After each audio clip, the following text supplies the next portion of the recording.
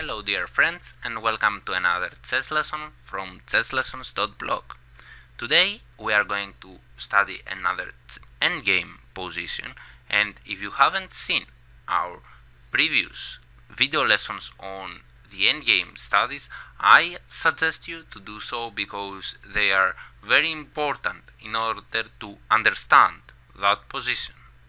So here is black to move, and despite the fact that he's a pawn up, he cannot do anything in order to convert his advantage. This is a draw position if white follows the right plan, or better the right rule, saying that he has to keep his king on the short side of the pawn and his rook on the long side of the pawn. So let's see what that means. I'm going to show you very briefly. So this is black to move, and if it was white turn to move, he could wait with playing something like a rook on f7 and playing his rook up and down. But here it's black's turn to move, and the only decisive decision is to play a check, because what else can he play if the white rook threats the black pawn? So the black king cannot move away from the pawn, and if you leave the white king to come here, for example, if you play here, I can simply check, and if you come here, we have the same position. Okay, so the only decision black can make in order to make progress is to go for check. Okay, so rook a1 here, and here is the rule I mentioned you before. White now must keep his king on the short side of the pawn. This is the side which has less squares distance from the pawn. So you see here the green squares, there is only 2 squares distance from king and pawn. This is the short side. This is where you want to keep your king in order to be able to draw that position. So here actually black has 2 decisions to make, 2 alternative decisions. So the first is the rook f1, and the second is the king in 3. Now this is very interesting, because after king on g2, now he controls the key squares of the passed pawn, and my rook, the white's rook, threats the black pawn. So you cannot play something king on e2 in order to cut the promoting square, because simply your pawn is falling. So the only move here for black is to give some kind of check, and after promoting the pawn, this is the fielder position that we have analyzed on our second lesson in chess endgames. And this is very important to study, because if you don't know how to draw this position, you might not be able to find it over the board. So we have analyzed that the plan here is to give as many checks as possible in order to take that king apart from the pawn. And once you take him apart, you simply thread the pawn, and now black can do nothing in order to protect it. For example, if he plays here, I play here, and now the pawn is going to fall. So after check, king on h2, now the main move for black is to bring his rook on f1, and now we have to follow again the rule which mentioned that we have to keep the king on the short side and the rook on the long side. You see here I keep the rook on the long side. So now again black has two choices: to play the rook on e1 or to play the king or to play king on f2. Let's see that decision first. Now I'm going to have a draw by giving a series of check, and actually I can give some more checks here, but the main decision is the same. I bring, once the black king is away from the pawn, I bring my king on g2.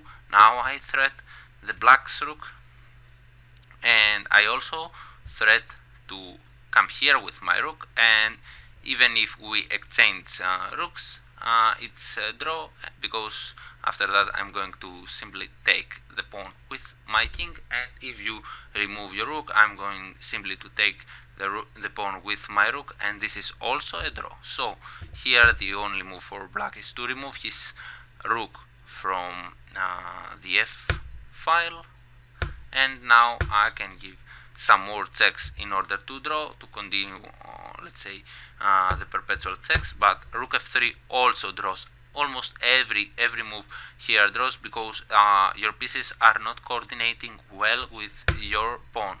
The only move to keep your pawn is here, and now I give some more checks in order to wait. White can only wait on that position, and here the only possible plan for black is, of course, to somehow get his king aside from the pawn and try to promote it. And after here, of course, rook e3 is a very theoretical draw, because after here, here, and here, this is the position we saw in our first chess lesson about endgames. White is taking the opposition, and this is a very theoretical draw.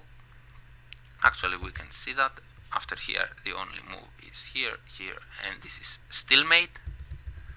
I also suggest you to see our first video lesson. It was very instructive. And now if he goes king on e5, I get again my rook on the side in order to be able to check. Now I can even check from here, even if your king is going to hide here, because you are going to see this is a draw. But if you play rook on e5, I can take, you can take, and here very important, not to allow black take the opposition from you. You play here, and after here, here, this is a draw again because of the rule of the opposition. And if, for example, white and black chooses to go on the short side, now you place your rook on the 8th rank, you see that black king has no shelter to hide from a perpetual series of checks. And here we have somehow the fielder's position. At least the plan is the same. I'm giving as many checks as possible in order to take the black king away from the pawn. Now, so king at 6, now the pawn falls, and of course if the king goes on f4, now again the pawn falls, and this is draw. So that was the lesson for today. You see that if you haven't seen the position before, it's very difficult to find this plan over the board. What I want to recapture here is that you have to keep your king on the short side of the pawn and your rook on the long side of the pawn. And once your opponent brings his king in front of his pawn, you want to give as many checks as possible from aside, from the side aside from the black king.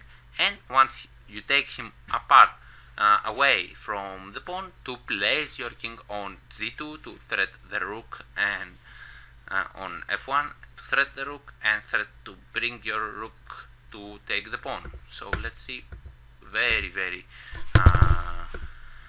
briefly again. Rook on f1, I take my rook on the long side, you play here, if you play, okay, yes, I'm sorry, I haven't analyzed what happens if black plays on rook on e1. This is a tricky decision, more or less, because now that the rook is not in front of the pawn, you must not give it check. You must go back. You must only go on the side of your king if the rook is on the in front of the pawn. And now this is a draw, because you either go on in the previous position, or if you go here, we have already analyzed that position. I take here and take control of the key squares, because my rook threats the pawn, and you cannot here you cannot even promote it because it falls. If you give it check, I play here, and we have the Fieldor's position once again.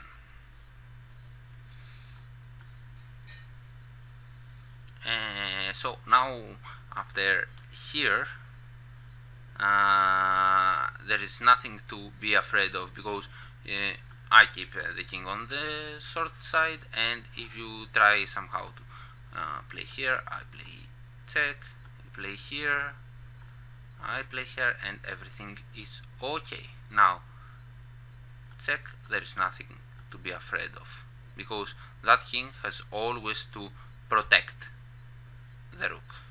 So here, here, and now we can exchange the rooks. Actually here your rook is falling and you lose the endgame.